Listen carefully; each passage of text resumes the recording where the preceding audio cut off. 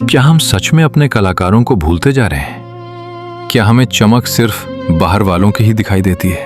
और क्या अपने ही कलाकार का दर्द हमारी आंखों से ओझल होता जा रहा है?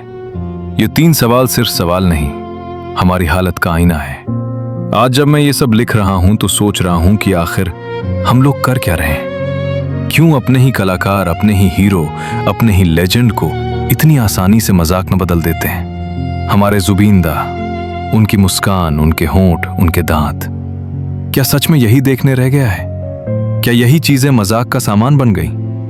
कभी रुककर खुद से पूछिए, किसी की मुस्कान देखकर मजाक उड़ाना क्या ये हमारी संस्कृति है?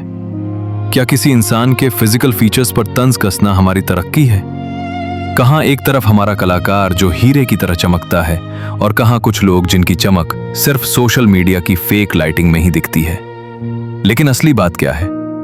मैं क्यों इतना लिख रहा हूं? क्यों बेकार से लगने वाले मुद्दों पर बात कर रहा हूं? क्योंकि मैं गुस्से में हूं। मुझे ईर्ष्या हो रही है, और ये ईर्ष्या कलाकार से नहीं बल्कि उस सिस्टम से है जो अपने कलाकार की कद्र करना भूल चुका है। हमारे कलाकार पेट पर गामोसा बांधकर मैदान में उतरते हैं, मेहनत करते हैं, अपनी संस्कृति दुनिया के सामने रखते हैं, और दूसरी तरफ विदेशों से बड़े बड़े नाम आते हैं, शो करते हैं और करोड़ों रुपए ले जाते हैं। तो क्या यह सवाल नहीं बनता, हमारे कलाकार को क्या मिला?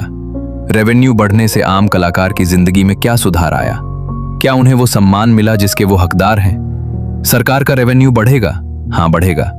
लाखों करोड़ों आएंगे, हाँ आएंगे। कुछ डेवलपमेंट भी होगा, हाँ होगा। लेकिन जरा सोचिए, इसमें हमारे कलाकार को क्या मिला? कौन सा फायदा उनके हिस्से आया? कितनी बार देखा है कि कलाकार स्टेज पर जान लगा देता है, फिर भी जब वो थोड़ा ज्यादा पैसे ले ले तो समाज ताना मारता ही है। क्यों? क्योंकि हम अपने कलाकार के लिए कभी उदार नहीं होते। असल दर्द ये है, हमारे कलाकार की इज्जत कम होती जा रही है। नई पीढ़ी एसएमईज गानों को ओल्ड वाइब कहती है। इंग्लिश में गाना कूल लगता है, एसएमईज में गाना पुराना लगता है। क्या ये सवाल आपको नहीं काटता? अगर अपनी भाषा ही पुरानी बन जाएगी तो हमारी पहचान कहां बचेगी? मैं क्यों सोच रहा हूं ये सब? क्या जरूरत है मुझे इतना परेशान होने की? है क्योंकि मैं किसी विदेशी चमक में अंधा नहीं हो सकता।